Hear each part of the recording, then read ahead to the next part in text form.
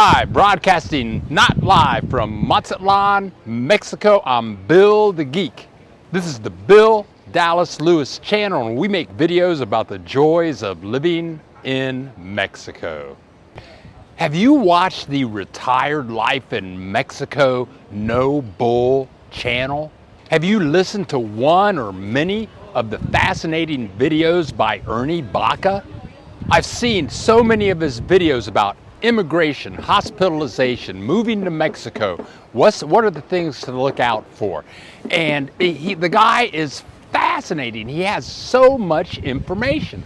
But I was wondering about his life, his childhood, his family, his education, his work history. How does a guy come up with all of this information in such a positive lifestyle and attitude? So I gave Ernie a call and we talked for about an hour, and after an hour I felt like he was family. This guy is truly fascinating. So hold on to your hats. We're about to spend about 30 minutes with Ernie Baca and the things that he has gone through in his life, his experiences, his wife's experiences, the experiences of his parents.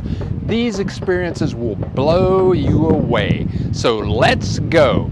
Introducing Ernie Baca. All right, everybody, we're here with Ernie Baca. I'm so happy. He's so knowledgeable and he knows a lot of stuff, and we've seen so many of his YouTube videos. First of all, I want to say welcome Ernie to the Bill Dallas Lewis channel. How you doing this morning? How you doing, Bill? It's great to be on your show today. Oh, ha- we're so happy to have you, and you have so many videos and you have so much information to give specifically about immigration, and the laws in Mexico are always changing. And I think it was like a couple of weeks ago, you and I talked for about an hour. And after that conversation, I just felt like I had a new brother on the planet.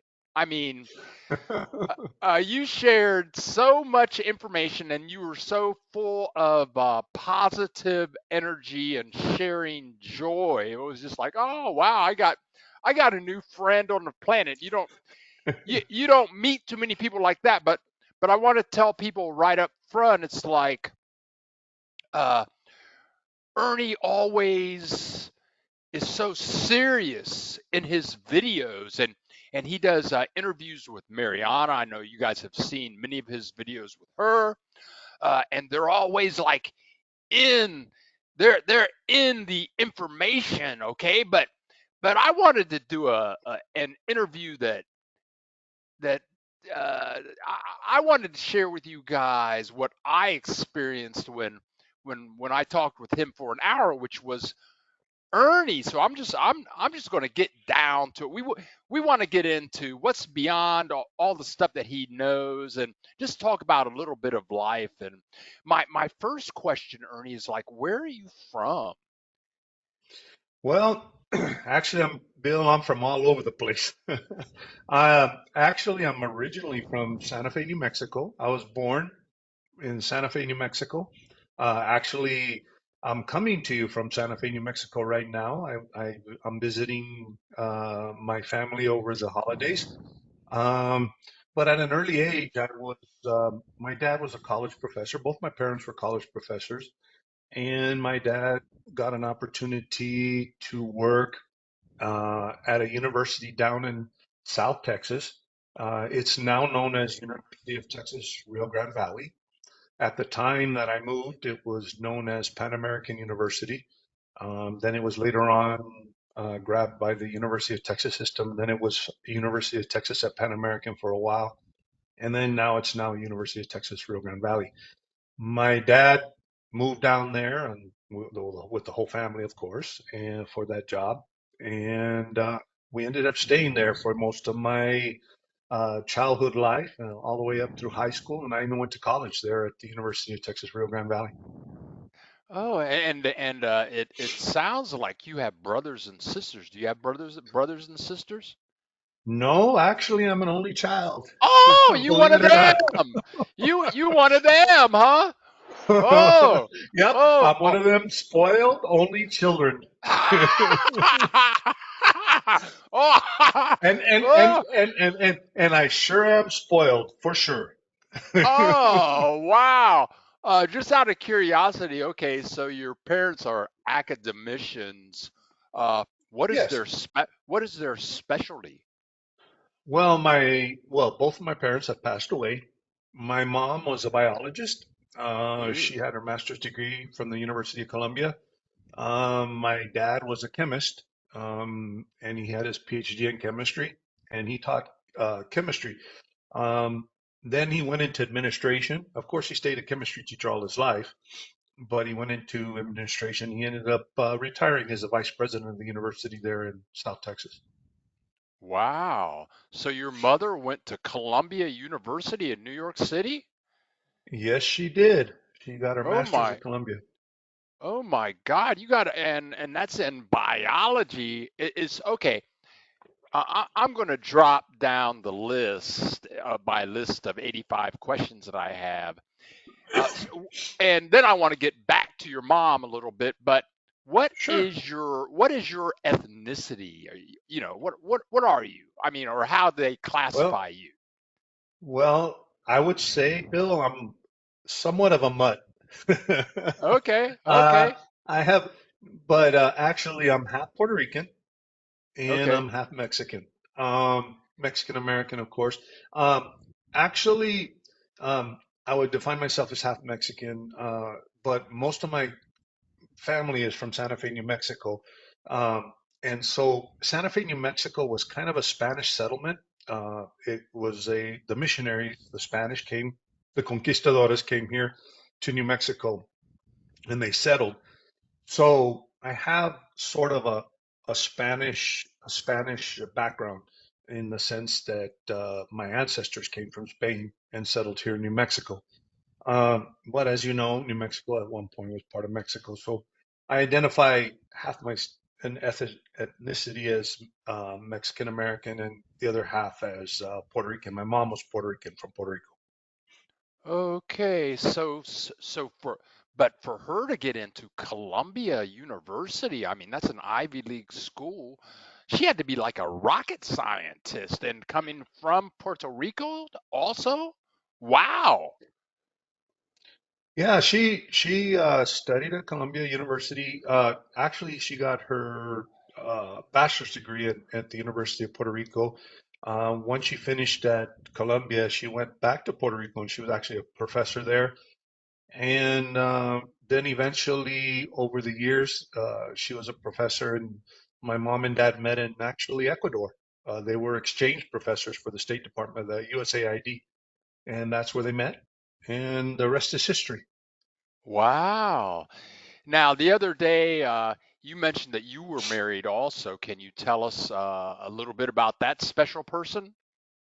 Yes, I'm married to a person. Actually, I met through work, and she's actually originally from Monterrey, Mexico, born and raised in Monterrey. Later moved to the United States, and basically we met in down in South Texas. Leave a comment. Tell us what you think. Tell us what videos you would like to see, what things you would like us to talk about, and places you would like us to go. And if you know someone that could use this information, click the share button and please click that subscribe button. And we've been married. Actually, we just celebrated our 10-year anniversary 2 days ago. Well, on Congratulations. the second, we celebrated it the day before yesterday, but it was on January 2nd. Oh, Is the actual anniversary. congratulations. I've been married 3 times. I've never made it through 10 years on any of them. So that good for you. Good for you, Ernie. Good and many more years to come. What is her profession, may I ask? Well, she's retired also. She retired with me. She worked for the FBI, um, another federal law enforcement agency, and I worked, of course, with Homeland Security. She was a linguist with the FBI. and also she did contract work with Homeland Security too. So basically, but in all reality, we're both retired. We're both retired. So Oh, neither one of us works. oh, okay. So that's like that question, and you guys, I sent. Uh, okay, when we were talking, Ernie says, now if you could send me a list of questions ahead of time. I said no, we can kind of play it, but he says, but I feel more comfortable if I know what we're going to talk about. So I sent him some questions, about 20 questions, and the last one was, and he told me that in our conversation, he told me that he was a U.S. Marshal, and I don't know anything about U.S. Marshal other than I've seen some movie shows, and these guys are U.S. Marshals, and you really don't know who they are, what they can do, what kind of special powers they have. But now he's saying his wife was in the FBI. It's like, ooh, you guys should start a mini series or something. But but that's I mean, you're a U.S. Marshal. Was that a dangerous job? Did you? And I'm just gonna ask you. Did you do like freaky stuff? Was your job weird? And you have to be undercover, that kind of stuff. What was it like, Ernie? Tell us. Well, I'll tell you what, Bill. I started with the United States Marshal Service right out of college. Well, actually, while I was going to college, I got into a program through the university.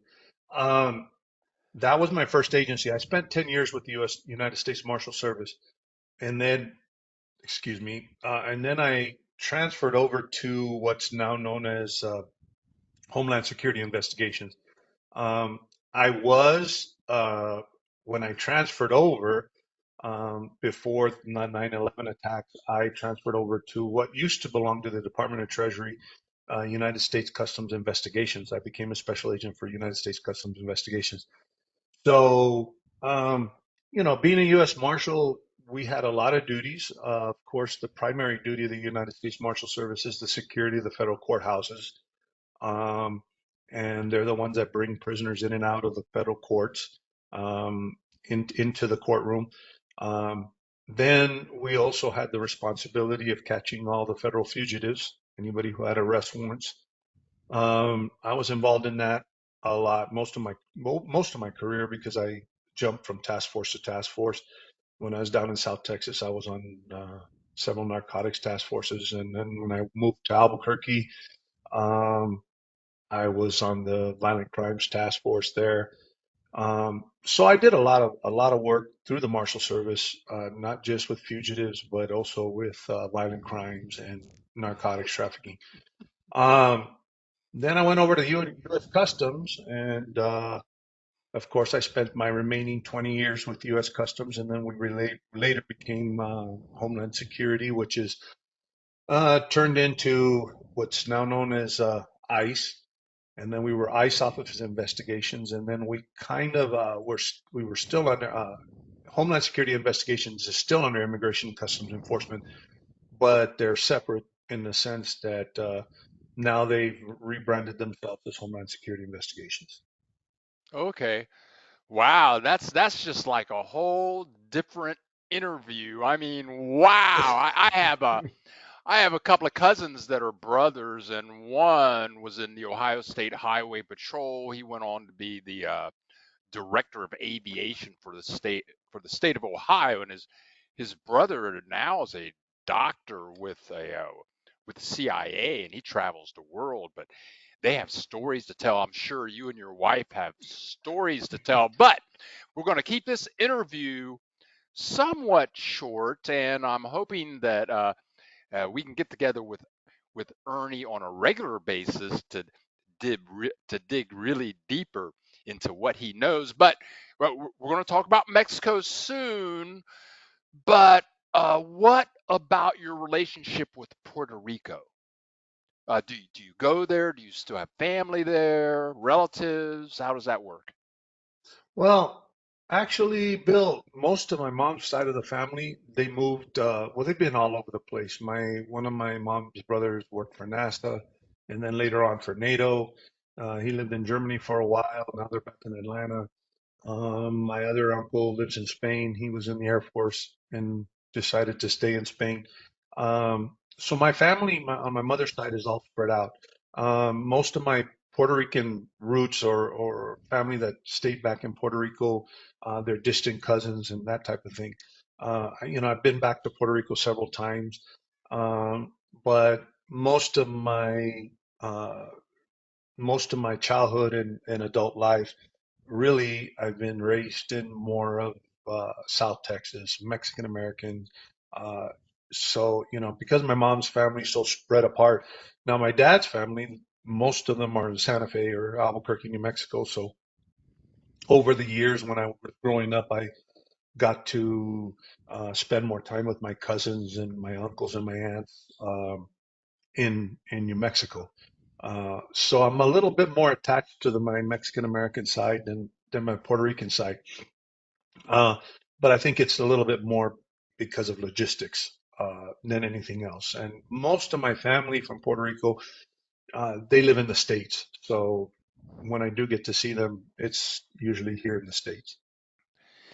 So tell me, wow, the last few things you said and just reviewing your history with your mom and your dad and your family from Puerto Rico and how your mom and dad met and both your parents being academicians.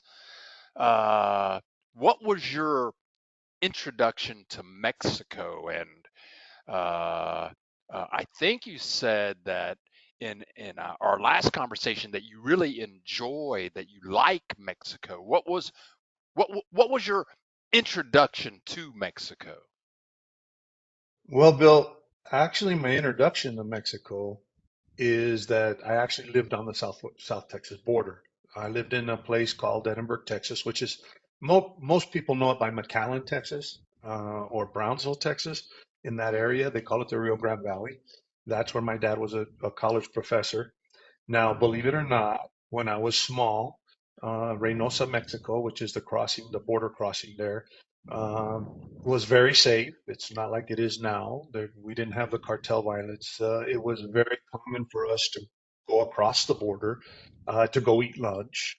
Even through my college years, we used to go uh, buy liquor there for our parties, for our college parties. There used to be nightclubs on the other side that we used to go to. So coming back and forth to Mexico was not like it is now. Probably uh, after my college years, even in the 90s, early 2000s, it was still a big spring break. Brownsville was a big spring, South Padre Island still is, but people would still go to Matamoros, Mexico. So I got a lot. We were going back and forth all the time. And I grew up on a border town. So there's a lot of people that go to school that I went to school with that are from Mexico. Their families will send them to the United States to go to school. So I had a very early exposure to Mexico growing up on the border. We go live every Saturday at 10 a.m. Central Time, and we talk about the joys of living in Mexico. Click the subscribe button, and you'll get a notification right before we crank up at 10 a.m. Central Time Saturday. Now, later on in life, uh, I told you I worked with U.S. Marshal Service and I worked on the border. Uh, we worked a lot. Now it's a little bit more diplomatic, but back in the 90s, uh, relationships were a little bit more unofficial. So I worked a lot with Mexican authorities in helping get fugitives back to the United States, that type of thing. And I also worked with the Mexican government very, very closely when I was with Homeland Security Investigations, when I was assigned to DC. Um, I was frequently traveling to Mexico to do different assignments. Um, and most of them were related to our customs duties as in investigative duties and also our immigration. duties. We interfaced a lot with Mexico. I not only worked there, but I worked a lot of Latin America. I mean, it wasn't just Mexico. And I ended up in Brazil for 3 years with the State Department as a country attaché for my agency. So, I've had a relationship. And then, of course, many years later, I'm married to somebody that is a dual citizen, but is from Mexico. Um, so we visited the family often. Uh, her family still lives in Mexico. So I was back and forth a lot in Mexico all my life. So I have a very close relationship with Mexico uh, all my life. Most of my experience with later on in life was more of on an official note, but since I was a kid, I was always going to Mexico. Ooh, wow. Again, I do want to make this a short interview. This is funny, and and skipping what we talked about so far has kind of answered almost all of the questions on my list, but something I didn't suspect was in the United States, and you and I work with many people, Canadians, Caucasian Canadians, Caucasian Americans, and people have this thought of what Mexico is like and what Mexicans are like. And I was with a Mexican national woman. In fact, we got married, but I was with her for 8 years, and she didn't speak any English, so I had to speak Spanish for 8 years in Guadalajara. And her family was made up of professional people. Da, da, da, the people and people don't. And I'm from Ohio. I didn't know any Mexicans. There were no. This, of course, this is wrong, right? There had to be one Mexican in Columbus, Ohio. Okay, but we didn't Hmm. have. There was no mention. No mention. We didn't study Mexico. But anyway, me and my ex, we went to see Bad Boys 3. Have you seen Bad Boys 3 with Yeah, I Will sure Smith? have. Oh, okay. Hmm. So she and I went to see that together, and all of the Mexicans in that movie were bad people.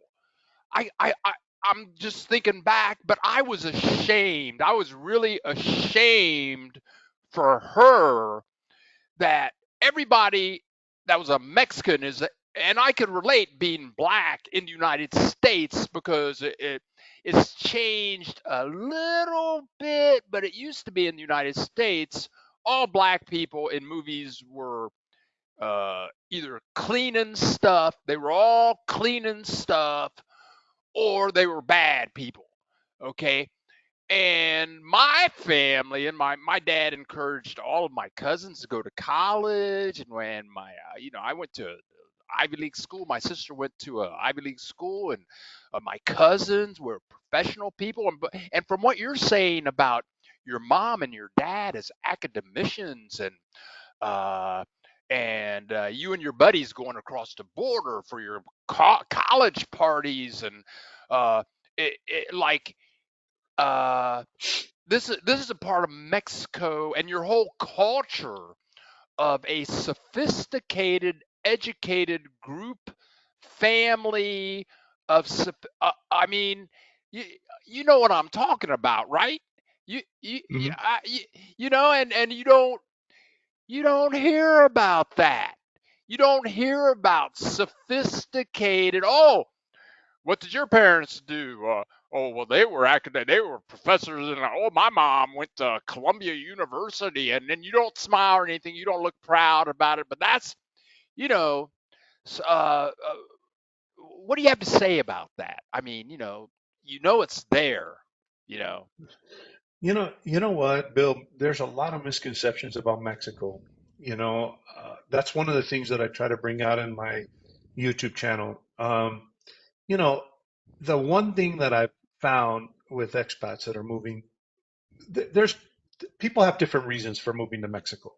It's not just, but one of the things that I find is the most common reason for people moving to Mexico is the cost of living, uh, because you can live very well, and people concentrate on that cost of living. And trust me, I had the same reaction as many people have when you say you're going to move to Mexico. I'm actually in the law enforcement realm. So I have a lot of ex coworkers that are like, "Oh my God, you're moving to Mexico. How could you?" Uh, because, you know, I lived in a different world. I saw a lot of things that the normal person doesn't see. And I also saw a lot of the parts of Mexico that, yes, maybe you might talk about, and it comes out in the movies and the cartels and all of that stuff. But what people don't realize is that there's another side to Mexico. um, it's really funny because every once in a while I do these safety videos on is Mexico dangerous. Most people don't look at the video. They just read the is Mexico dangerous. So then I get 15, 20 million comments, especially when I post a video. I get these comments of, there's more mass shootings in the United States, or, Mexico's totally safe. Then I get the other, oh my God, Mexico's full of cartels. There's a lot of misconception. When you look at the actual videos that I do about is Mexico dangerous, all I'm doing is saying, have some common sense. Do your homework before you travel certain routes. Know where to travel in Mexico. Because if you do, I mean, it doesn't matter where you are in the world. It's dangerous anywhere. It's dangerous in New York City. It's dangerous in Chicago. It's dangerous in Mexico City if you go to the wrong place. I'm currently building a house in Monterrey. If I go to the wrong area in the wrong neighborhood in Monterrey, it's going to be dangerous. I mean, it that's working in a law enforcement realm. There's nowhere in the world that you can travel to that is totally safe. And now you can mitigate those things, but you know, there's a big stigma that Mexico's this land of the cartels. But the one thing that people don't really realize, or like you said, there's a stigma in TV where the Mexican plays the janitor or the bad guy, or and unfortunately, sometimes um, when my wife says I work for the FBI, they look at her with this look on their face like, huh?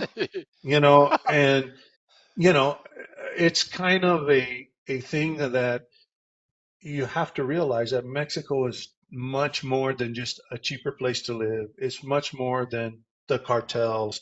It's much more than a lot of misconceptions that people have. And one of the things I think we discussed, Bill, that I've noticed with a lot of Americans that move here is they get so tunnel visioned into it's going to be cheaper for me to live there, but they don't understand that there's a change in the culture. But even with the change in the culture, you know what? In here in Mexico, we have educated people. My wife went to she went to the Tecnológico de Monterrey. It's an Ivy League school in Mexico. It's actually considered the MIT of Mexico. It's one of the best universities and actually it's ranked worldwide as one of the Mhm. best universities. And people don't really realize that. When she says she goes to college and she went to college in Mexico, she got her master's degree from the tech, people, oh, well, that's Mexico. Well, don't understand that the quality of education in the private systems there in Mexico are next to, I mean, it's like going to Harvard, going to MIT. Um, the educational system there. Um, I look at my brother-in-laws and my sister-in-laws. My brother-in-law is a lawyer. My sister-in-law is she works in the computer system. She's an engineer. Um, they work in the United States, but you know, uh, you look at there's professionals. They do the same thing that they do here. Computer security engineers, doctors, lawyers, and I can even tell you, even from being treated by doctors, probably even better quality medical care if you go to a private doctor uh, than I ever received in the United States. Um, and that's one of the things that, like I said, there's a lot of misconceptions, and a lot of times expats show up.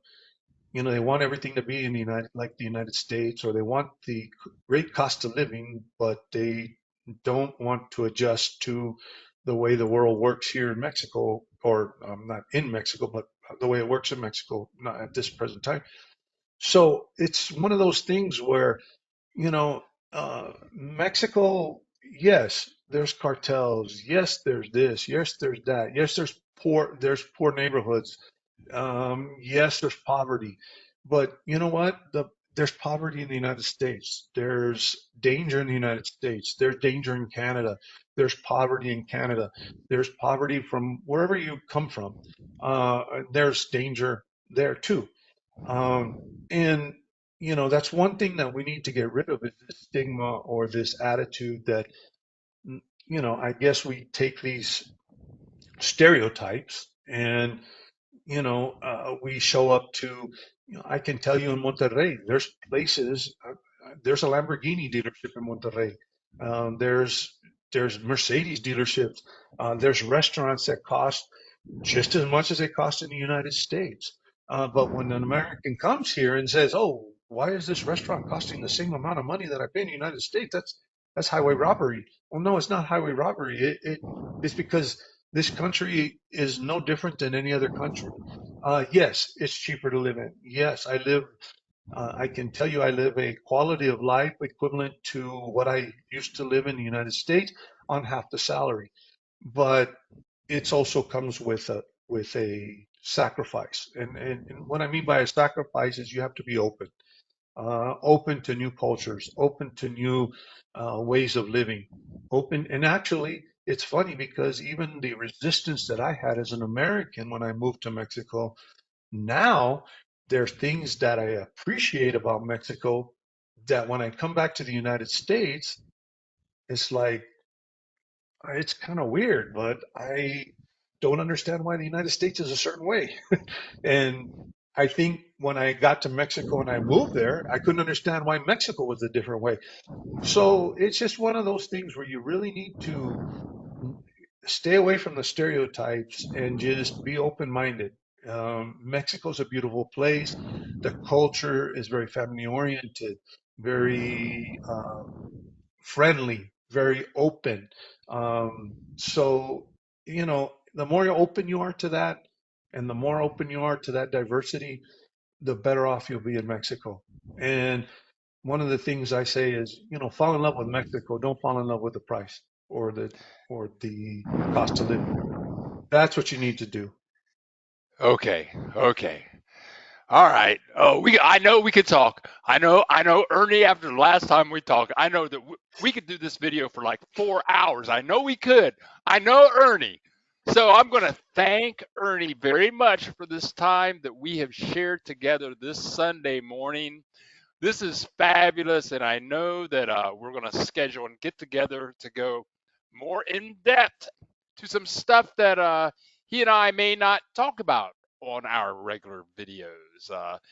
But Ernie, thank you very much, and we will see you very soon.